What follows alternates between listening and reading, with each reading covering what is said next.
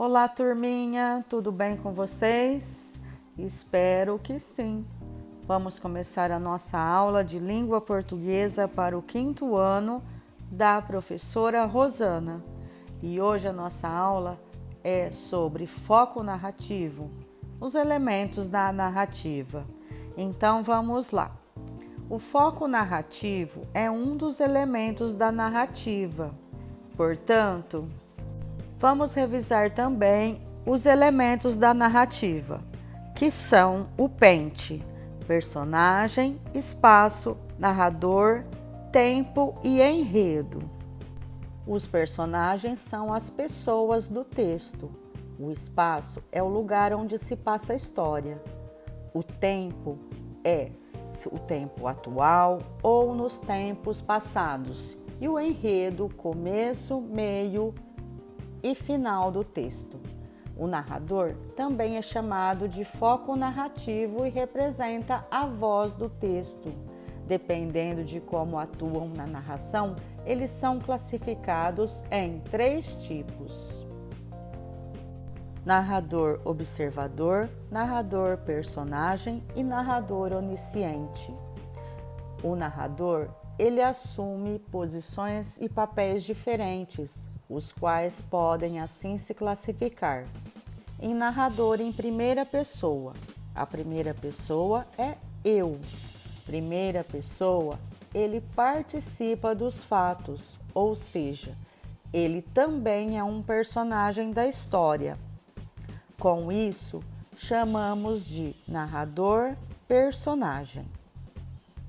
Agora vamos falar do narrador em terceira pessoa. A terceira pessoa é ele ou ela. Assumindo esse papel, ele não participa dos fatos narrados, pois prefere ficar ali quietinho, só observando. Somente observa do lado de fora para depois nos contar tudo. Esse é chamado de narrador observador.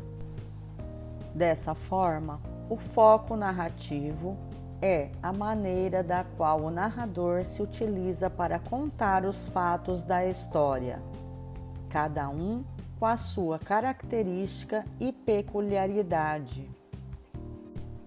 O narrador também pode apresentar o texto de outras formas, como a forma de discurso direto e a forma de discurso indireto. O discurso direto é aquele com falas, travessão, e o discurso indireto é aquele que o narrador se utiliza da sua própria fala para explicar as falas dos personagens, com aspas e outras palavras. No discurso direto, o texto escrito se apresenta com os 2 pontos e travessão para representar essas falas, utilizando-se da pontuação, ao passo que o discurso indireto, o narrador reproduz com suas palavras aquilo que os personagens teriam dito.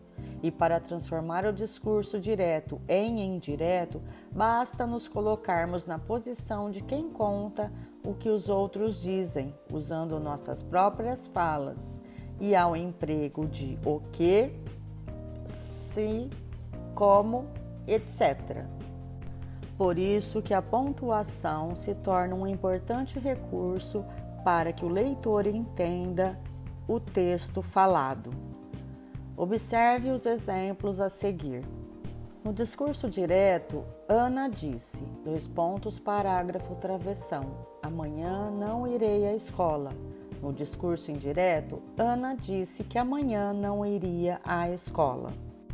Concluindo, existem diferenças entre os tipos de discurso, nos discursos direto e indireto. Agora vamos para as nossas atividades de hoje.